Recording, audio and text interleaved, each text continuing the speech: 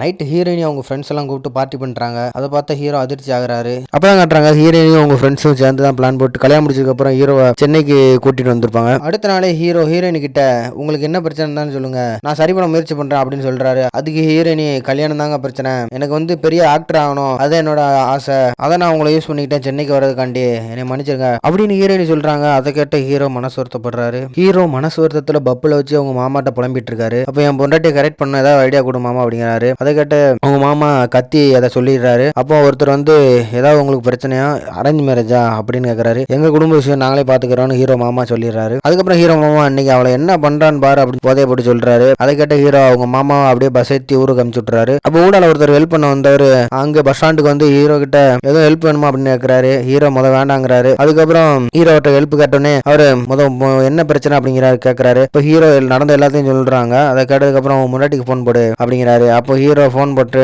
உன் பேரை சொல்லு அப்படின்னு சொல்றாரு. ஹீரோ ஒரு பேரை சொன்னோடனே ஹீரோயினி போனை கட் பண்ணிடுறாங்க. அதுக்கப்புறம் அந்த ஐடியா கொடுத்தவரு ஒரு சிம்மை கொடுத்துட்டு இதுல இருந்து போன் போடு, நான் உங்களோட ஃபேன் பேசுறேன்னு சொல்லு, நடிக்கிறவங்களுக்கு ஒரு ஃபேன் பாராட்டி பேசினா ரொம்ப பிடிக்கும் அப்படின்னு சொல்றாரு. அப்ப ஹீரோ போன் போட்டு பேச மாட்டேன் அப்படிங்கிறாரு. அதுக்கப்புறம் ஒரு வாய்ஸ் சேஞ்சர் ஆப்பை ஏற்றி கொடுத்து இதுல பேச நீ மாட்ட மாட்டா அப்படின்னு சொல்றாரு. ஸ்டார்டிங்ல ஹீரோ கொஞ்சம் தடுமாறி பேசுறாரு. அதுக்கப்புறம் சூப்பரா பேசுறாரு. அதை கேட்டவங்க எதுவுமே பேசாம காலை கட் பண்ணிடுறாங்க. அதை வீட்டுக்கு வந்து ஹீரோ மனசு வருத்தத்துல இருக்காரு. இப்போ ஹீரோயின் மறுபடியும் போன் பண்றாங்க. போன் பண்ணோடனே ஹீரோ மாடியில போய் நின்றுட்டு ஹீரோயின் கிட்ட பேசிட்டு இருக்காங்க. கடைசியா ஹீரோ இப்போ நம்ம இனிமே ஃப்ரெண்ட்ஸ் தானங்க அப்படின்னு கேட்கறாரு. அதுக்கு ஹீரோயினி ரொம்ப நேரம் கழிச்சு யோசிச்சுட்டு சிரிச்சுட்டு கண்டிப்பா அப்படின்னு சொல்றாங்க. ஹீரோ ரொம்ப சந்தோஷப்படுறாரு.